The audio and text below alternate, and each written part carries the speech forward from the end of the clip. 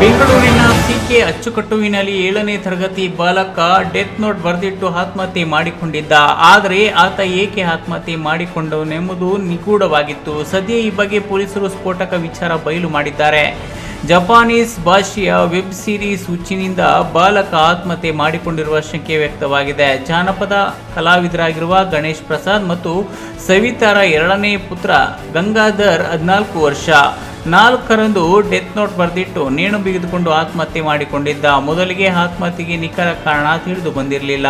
ಆದರೆ ಇದೀಗ ಸಿಕೆ ಅಚ್ಚುಕಟ್ಟು ಪೊಲೀಸ್ ಪ್ರಾಥಮಿಕ ತನಿಖೆ ವೇಳೆ ಬಾಲಕನ ಸಾವಿಗೆ ಜಪಾನೀಸ್ ವೆಬ್ ಸೀರೀಸ್ ಕಾರಣವಾಗಿರಬಹುದು ಎಂದು ಶಂಕಿಸಲಾಗಿದೆ. ಏಕೆಂದರೆ ಆತನ ರೂಮ್ನಲ್ಲಿ ವೆಬ್ ಸೀರೀಸ್ ಪಾತ್ರದ ಚಿತ್ರ ಬರೆದಿದ್ದ.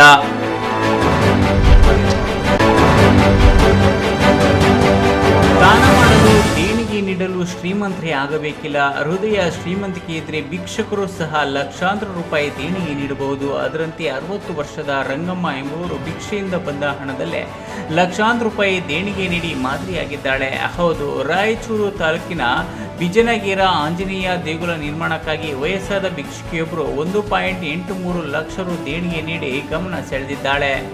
ಬಿಜನಗೇರ ಗ್ರಾಮದ 60 ವರ್ಷದ ರಂಗಮ್ಮ ಭಿಕ್ಷೆ ಎತ್ತಿದ್ದ ಬರೋಬ್ಬರಿ 1.83 ಲಕ್ಷ ರೂಪಾಯಿ ಹಣವನ್ನ ಊರಿನ ಆಂಜನೇಯ ದೇವಸ್ಥಾನ ಜೀರ್ಣೋದ್ಧಾರಕ್ಕೆ ನೀಡಿದ್ದಾಳೆ. ಈ ಮೂಲಕ ಭಿಕ್ಷಾಟನೆ ಹಣದಲ್ಲಿ ಮಜಾ ಉಡಾಯಿಸುವರ ಮಧ್ಯೆ ಜನರ ದುಡ್ಡು ಜನರಿಗೆ ತಲುಪಿಸಿದ ಹೃದಯವಂತೆ ಎನಿಸಿಕೊಂಡಿದ್ದಾಳೆ.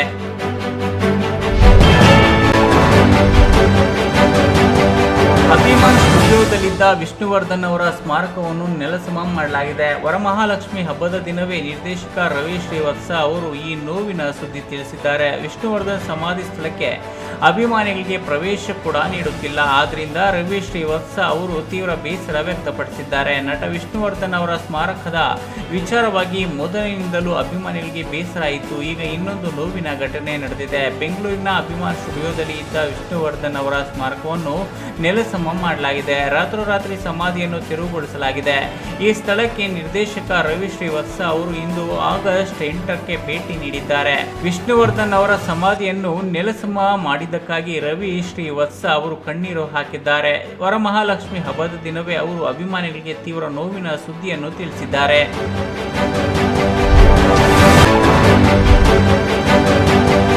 ಮತಗಳ್ಳತನ ವಿಚಾರವಾಗಿ ರಾಹುಲ್ ಇಂದು ಬೆಂಗಳೂರಿನ ಪ್ರತಿಭಟನೆ ಕಹಳೆ ಮೊಳಗಿಸಿದ್ದಾರೆ. ಬೆಂಗಳೂರಿನ ಫ್ರೀಡಂ ಪಾರ್ಕ್ನಲ್ಲಿ ನಡೆದ ಕಾಂಗ್ರೆಸ್ ಬೃಹತ್ ಪ್ರತಿಭಟನೆಯಲ್ಲಿ ಮಾತನಾಡಿದ ಸಿಎಂ ಸಿದ್ದರಾಮಯ್ಯ ಬಿಜೆಪಿ ವಿರುದ್ಧ ಕಿಡಿಕಾರಿದ್ದಾರೆ. ಲೋಕಸಭಾ ಚುನಾವಣೆಯಲ್ಲಿ ರಾಜ್ಯದಲ್ಲಿ 16 ಸ್ಥಾನ ಗೆಲ್ಲಬೇಕಿತ್ತು, ಆದರೆ ಮತಗಳ್ಳತನದಿಂದ 9 ಗೆದ್ದಿದ್ದೇವೆ ಎಂದಿದ್ದಾರೆ. ಲೋಕಸಭಾ ಚುನಾವಣೆಯಲ್ಲಿ ರಾಜ್ಯದಲ್ಲಿ ನಾವು 16 ಸ್ಥಾನ ಗೆಲ್ಲಬೇಕಿತ್ತು, ಆದರೆ ಬಿಜೆಪಿ ಮತಗಳ್ಳತನ ಮಾಡಿದ್ರಿಂದ ನಾವು ಕೇವಲ 9 ಕ್ಷೇತ್ರಗಳಲ್ಲಿ ಗೆದ್ದೆವು ಎಂದು ಸಿಎಂ ಸಿದ್ದರಾಮಯ್ಯ ವಾಗ್ದಾಳಿ ಮಾಡಿದ್ದಾರೆ.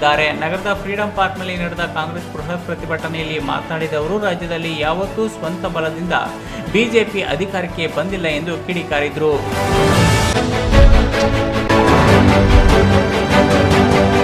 ದೊಡ್ಡ ಮಟ್ಟದಲ್ಲಿ ಮತಗಳ್ಳತನ ಮಾಡಿ ಮೋದಿ ಪ್ರಧಾನಿಯಾಗಿದ್ದಾರೆ ಅಂತ ಚುನಾವಣಾ ಅಧಿಕಾರಿ ವಿರುದ್ಧ ಸಮರ ಸಾರಿರುವ ರಾಹುಲ್ ಗಾಂಧಿ ಇಂದು ಬೆಂಗಳೂರಿನಲ್ಲಿ ಎಂಟ್ರಿ ಕೊಟ್ಟು ಮತ್ತೆ ಗುಡುಗಿದ್ದಾರೆ. ಮತಗಟ್ಟೆಗಳ ದೃಶ್ಯಾವಳಿ ನೀಡಿದರೆ ಮತಗಳ್ಳತನ ಸಾಬೀತು ಮಾಡುವೆ ಎಂದು ಚುನಾವಣೆ ಆಯೋಗಕ್ಕೆ ಸವಾಲ್ ಹಾಕಿದ್ದಾರೆ. ಮತಗಳ್ಳತನದ ಬಗ್ಗೆ ಬಾಂಬ್ ಸಿಡಿಸಿರುವ ಲೋಕಸಭೆ ವಿಪಕ್ಷ ನಾಯಕ ರಾಹುಲ್ ಗಾಂಧಿ ಇಂದು ಬೆಂಗಳೂರಿನಲ್ಲಿ ಅಬ್ಬರಿಸಿದ್ರು. ನಮ್ಮ ಮತ ನಮ್ಮ ಹಕ್ಕು ನಮ್ಮ ಹೋರಾಟದ ವೇದಿಕೆಗೆ ಬಂದ ರಾಹುಲ್ ಗಾಂಧಿ ಮಹದೇವಪುರ ಕ್ಷೇತ್ರದಲ್ಲಿ 5 ವಿಧಗಳಲ್ಲಿ ಮತ ಕಳ್ಳತನವಾಗಿದೆ. ಮತಗಟ್ಟೆಗಳ ದೃಶ್ಯಾವಳಿ ನೀಡಿದರೆ ಮತಗಳ್ಳತನ ಸಾಬೀತು ಮಾಡುವೆ ಎಂದು ಚುನಾವಣೆ ಆಯೋಗಕ್ಕೆ ಸವಾಲು ಹಾಕಿದ್ದಾರೆ.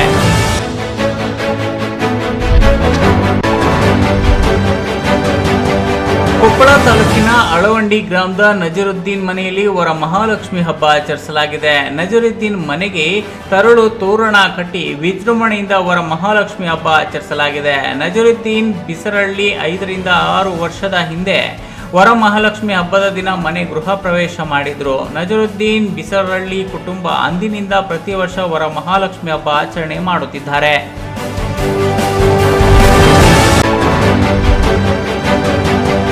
ತೆಲಂಗಾಣದಲ್ಲಿ ಆಘಾತಕಾರಿ ಘಟನೆಯೊಂದು ಬೆಳಕಿಗೆ ಬಂದಿದೆ. ಹೈಕೋರ್ಟ್ ಆವರಣದಲ್ಲಿ ವಕೀಲರೊಬ್ಬರು ಹೃದಯಾಘಾತದಿಂದ ಹಠಾತ್ತನೆ ಕುಸಿದು ಬಿದ್ದು ಸಾವನ್ನಪ್ಪಿದ್ದಾರೆ. ಗುರುವಾರ ಮಧ್ಯಾಹ್ನ ಈ ಘಟನೆ ನಡೆದಿದ್ದು, ಘಟನೆಯ ಸಿಸಿಟಿವಿ ದೃಶ್ಯಾವಳಿಗಳು ಆನ್ಲೈನ್ನಲ್ಲಿ ಕಾಣಿಸಿಕೊಂಡಿವೆ. ಈ ವಿಡಿಯೋದಲ್ಲಿ ವಕೀಲರೊಬ್ಬರು ಬೆಂಚ್ ಮೇಲೆ ಕುಳಿತಿದ್ರು, ಅಲ್ಲೇ ಕುಸಿದು ಬಿದ್ದಿದ್ದಾರೆ. ಅವರು ಅಲ್ಲಿ ಕುಳಿತುಕೊಂಡ ಸಮಯ ಗೊತ್ತಿಲ್ಲ. ಯಾವಾಗ ಅವರ ಕೈಯಲ್ಲಿದ್ದ ಮೊಬೈಲ್ ಕೆಳಗೆ ಬಿತ್ತು, ಆಗ ಅಲ್ಲಿದ್ದವರು ಓಡಿ ಹೋಗಿ ನೋಡಿದಾಗ ಅಷ್ಟರಲ್ಲಿ ಅವರ ಪ್ರಾಣ ಪಕ್ಷಿ ಹಾರಿ ಹೋಗಿತ್ತು. ಮೃತರನ್ನು ಖಮ್ಮಂ ಜಿಲ್ಲೆಯ ಸಿಂಗರೇಣಿ ಮಂಡಲದ ಗೇಟ್ ಕರೇಪಲ್ಲಿ ಗ್ರಾಮದ ನಿವಾಸಿ 45 ವರ್ಷದ ಅಪಾರಸ ಅನಂತ್ ನಾಗೇಶ್ವರ ರಾವ್ ಎಂದು ಗುರುತಿಸಲಾಗಿದೆ.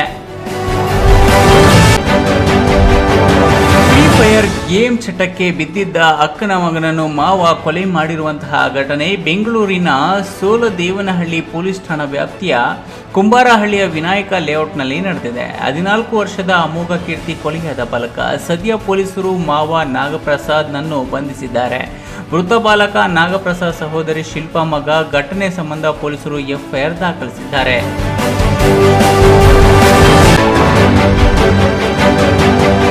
ಕರ್ನಾಟಕದ 16ಕ್ಕೂ ಅಧಿಕ ಜಿಲ್ಲೆಗಳಲ್ಲಿ ಮುಂದಿನ 2 ದಿನಗಳ ಕಾಲ ಮಳೆಯಾಗಲಿದೆ. ರಾಮನಗರ, ಮೈಸೂರು, ಮಂಡ್ಯ, ಕೋಲಾರ, ಕೊಡಗು, ಚಾಮರಾಜನಗರ, ಬೆಂಗಳೂರು ಗ್ರಾಮಾಂತರ, ಬೆಂಗಳೂರು ನಗರ, ಯಾದಗಿರಿ, ಕಲಬುರಗಿ, ಹಾವೇರಿ, ಧಾರವಾಡ, ಬೀದರ್, ಬೆಳಗಾವಿಯಲ್ಲೂ ಕೂಡ ಸಾಧಾರಣ ಮಳೆಯಾಗಲಿದೆ. ಬಾದಾಮಿ, ಕುಷ್ಟಗಿ, ಮುದ್ದೇಬಿಹಾಳ, ನಾಗಮಂಗಲ, ಬೆಂಗಳೂರು ನಗರ, ಕಾರ್ಕಳ, ಬೀದರ್, ನರಗುಂದ, ಆಗುಂಬೆ, ಕುಣಿಗಲ್, ಟಿಜಿ ಹಳ್ಳಿ, ಹಳಿಯಾಳ, ಮಂಗಳೂರು, ಕಲಘಟಕಿ, ಸೇಡಂ, ಯಲಬುರ್ಗಾ, ತಿಪಟೂರು, ಬೆಳ್ಳೂರಿನಲ್ಲಿ ಮಳೆಯಾಗಲಿದೆ. ಗುರುವಾರ ಬೆಳಗ್ಗೆ ಮಳೆ ಇತ್ತು, ಅದಾದ ಬಳಿಕ ಬಿಸಿಲು ಕಾಣಿಸಿಕೊಂಡಿತ್ತು. ಸಂಜೆ ಶುಭ್ರ ಆಕಾಶವಿತ್ತು. ಆದರೆ ಇಂದು ಮತ್ತೆ ಮೋಡ ಕವಿದ ವಾತಾವರಣ ನಿರ್ಮಾಣವಾಗಿದೆ.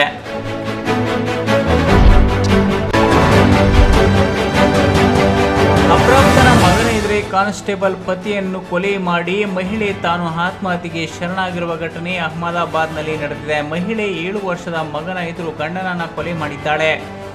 ಡ್ಯಾನಿ ಲಿಮ್ಡಾ ಪೊಲೀಸ್ ಲೈನ್ನಲ್ಲಿ ದಂಪತಿಗೆ ನೀಡಲಾದ ಕ್ವಾರ್ಟರ್ಸ್ನಲ್ಲಿ ಘಟನೆ ನಡೆದಿದೆ ಎಂದು ಉಪ ಪೊಲೀಸ್ ಆಯುಕ್ತ ರವಿ ಮೋಹನ್ ಸೈನಿ ತಿಳಿಸಿದ್ದಾರೆ. ಎ ಡಿವಿಷನ್ ಟ್ರಾಫಿಕ್ ಪೊಲೀಸ್ ಠಾಣೆಯಲ್ಲಿ ಸೇವೆ ಸಲ್ಲಿಸುತ್ತಿರುವ ಮುಖೇಶ್ ಫರ್ಮಾರ್ ಮತ್ತು ಅವರ ಪತ್ನಿ ಸಂಗೀತ ನಡುವೆ ದೀರ್ಘಕಾಲದ ವೈವಾಹಿಕ ಭಿನ್ನಾಭಿಪ್ರಾಯವಿರುವುದು ಪ್ರಾಥಮಿಕ ತನಿಖೆಯಿಂದ ತಿಳಿದು ಬಂದಿದೆ ಎಂದು ಅವರು ಹೇಳಿದರು.